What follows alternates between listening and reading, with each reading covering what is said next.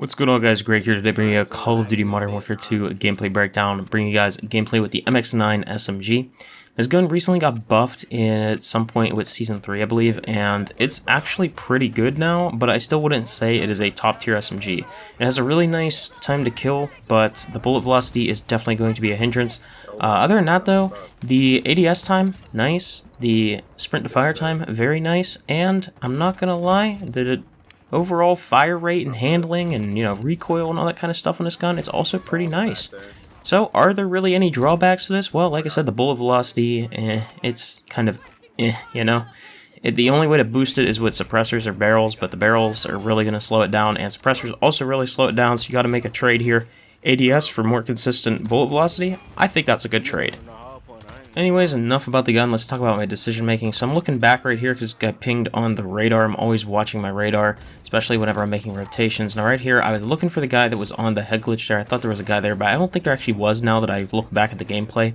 And I am missing too many shots, again, due to mostly bullet velocity with this gun.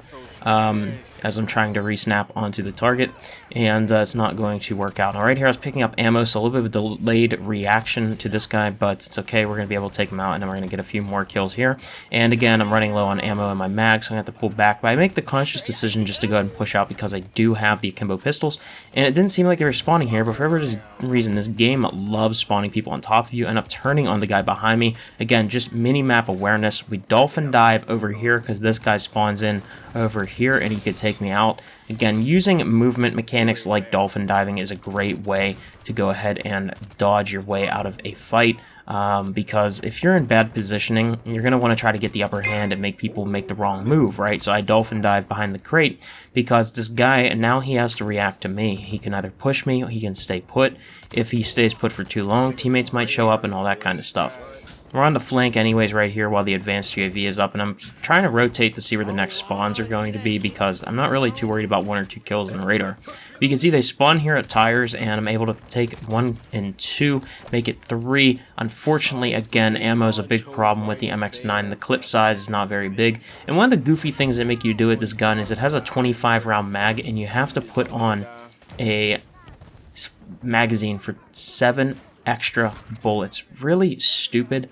I think it should just come standard at 32, but it is what it is, especially because those 7 extra bullets, this is InfinityWard, they make that extra weight like overkill, right? So it's kind of pointless, but at the same time, I mean, I really want those 7 extra bullets, especially in 10 versus 10. Maybe in 6v6 it won't matter as much, but in 10v10, come on, son, I want those bullets. There's 10 targets on the map, especially like Shoot House here where it's really small. So I'm rotating based off of the UAV, positioning myself based off of the UAV, and where I think I'd have the upper hand, as well as where I'm going to be unsuspecting to enemies. Right here I end up beaming this guy off the head glitch, and now I'm just rotating through the spawn here, pick up a nice 3-piece, we'll get that quick reload in. This guy I wasn't even paying attention to, I'm paying attention to the guy that is more on my level, but then he moves away, and I end up trying to take out the guy in the heady, but, I'm just going to go ahead and continue my flank. And as you guys can see right here, I'm getting gassed now. Gas is very annoying, unfortunately. It's in the game. There's not really anything that actually counters gas. If you put on Battle Harden, it's just going to take away the coughing animation, but you get slowed like crazy still. So it's just one of those really annoying things, and it gets me killed right there because I'm coming out of it, and I don't have the movement speed that I normally would. And gas on choke points is just absolutely overpowered, stops people from making pushes and all that kind of stuff. So it doesn't last very long, but if someone's using it at the right time and right place, it can be really annoying. So right here, I'm going ahead getting a flank off again. A lot of the things you'll see me do is I flank, I keep on cover. It's something I like to do. Bad spawns, by the way. 10v10 on this map. I'm not really quite sure what the devs over InfinityWard were smoking when they decided that Shoot House was going to be a 10v10 map. But I kind of like it at the same time, but it is chaos. There's really bad spawns, all that kind of stuff. Another thing, the SAE is amazing on Shoot House in 10v10. I absolutely love using the SAE because people tend to stick to the back corners of the map sometimes. They'll all like bundle up around the corners because if they're getting absolutely ran through, they're going to start playing a little bit slower. So if you have the SAE on and you earn an SAE, by the way, really nice turn on right there, just getting shot in the back and just some really good stick control. But if you have that SAE on, you can go ahead and take people out with ease in the back, and I mean, it's got a huge blast radius. Anyone who's spawning in with spawn protection is still going to get stunned by it, so it is very powerful. And then once the enemies are stunned by it, I mean, you can do some massive damage because it's, you know, like a glorified stun grenade to them if they have spawn protection. So, but as you guys can see, the spawns in this one were just insanely bad. I'm really not quite sure if they made some changes. The game lags right there. Still end up getting the kill, and I'm just going through this hard point right now, just trying to get some kills here. I get flashed. This lobby was really heavy on the flashbang spam, but it's good. It's all good because InfinityWard nerfed them, and they're not going to last as long. So I can still kind of see through, you know, what's going on, but it does make it difficult, and sometimes you have to stick to your guts if you're flashed, and if you're already in a gunfight, you know, just spray down the remaining ammo you have. You'll probably take out that target. You can never be too sure, you know, if you took out an enemy or not. So I just, whenever that happens, I just tend to spray. This guy, again, bad spawn, end up taking him out, just not running Ghost. And that's how a lot of these like crazy gameplays I drop happen. Is it's usually in the lobbies where there's not a lot of people running Ghost, because the UAV spam in this game, so pretty much everybody's running UAVs, and if people aren't running Ghost, I mean, you basically are going to know where the entire enemy team is, and you can definitely position yourself based off that. So I go ahead and call an SAE here, and I'm going to go ahead and rotate because I figured the SAE was going to drop, and I figured it was going to actually get a lot of kills. Now, it actually didn't, which I guess was a bad call on my part, because I'm thinking, okay, well, I called in the SAE, it's going to drop a lot of kills right there, they're going to spawn flip to somewhere else because my team's probably going to run through, but it was just a bad call, and it didn't end up working out in that way. And as you guys can see, I'm just running around reacting to everything that's basically on the map, just working on my aim, working on my reflexes after switching to dynamic. And really, that's all I'm doing, is just reading my mini-map, looking at where enemies are, and then making the decision to position myself based off of the angles where, you know, I'm not going to be seen the least amount. Right here, this guy had zero clue I was going to push him off a Molotov. I mean, most people, whenever they throw Molotovs, they're like, yeah, that guy ain't a maniac, he ain't going to push me. But I am, son. I'm a maniac.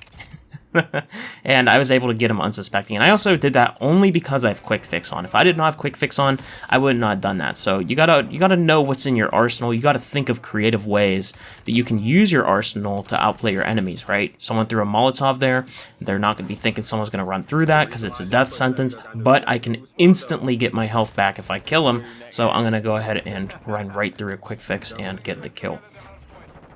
As you can see right here, calling in the SAE right off the rip on their spawn, taking out this guy with my Kimbo P890s, and you guys can see right here, the SAE is going to go ahead and drop, and I think this one gets me a good amount of kills. So you can see 3, yeah, nice little 5-piece right there. Take this guy out. This gun actually has some really nice hip fire. Like I said, guys, I actually really think this gun isn't bad, but I just think the bullet velocity really hinders it from being amazing. You know what I mean? Like, it's one of those guns that it's really niche, because if you're going to rush, and you're gonna run around, this gun is definitely built for you. You know, it's meant to be an aggressive SMG. That's why the bullet velocity is really low on it, and it also hides skulls. So what I mean by that is, if you get a kill, it's basically got like that built-in tracker effect where the enemies will not be able to see where you just killed their teammates. However, if you are running tracker with it, I mean, you know, it's not gonna stack, but you'll be able to still see footprints. So tracker still has its benefits while you are using this gun, but if you only use tracker for the skulls, then no reason to run tracker with this gun, and it is probably one of the better stealth weapons in the game. And knowing that, you know, I'm going to play more aggressive. I know my enemies aren't going to be paying attention as much to where their teammates are dying if they're solo, because they're not going to be able to see it if they're not paying attention to that radar, right? So, right here, SAE goes crazy. I break right through the smoke, get a few kills here. I'm going to stick this little back corner real quick, pick up my advanced UAV, and then I take out a couple more guys here, and then, you know, I die again. And then I'm going to go ahead and call up a fresh advanced UAV. The game's almost over. We're at 114 kills. I think I pick up a few more, and then I call in the MGB. But, yeah, so 10v10, really, it's just all about positioning, and Call of Duty in general this year, I mean, there's not really any slide canceling, you know. You can slide, you can time your slides, and it can be very effective. Sliding throws off aim like crazy, so does drop shotting and all those other kind of things. There's a lot of little tricks and stuff you could do in order to throw off your enemies, and you see me doing that actively in the game. The only time I don't do that is whenever I know where an enemy is, I'm going to try to take that enemy out as fast as possible and then move on to the next target as fast as possible.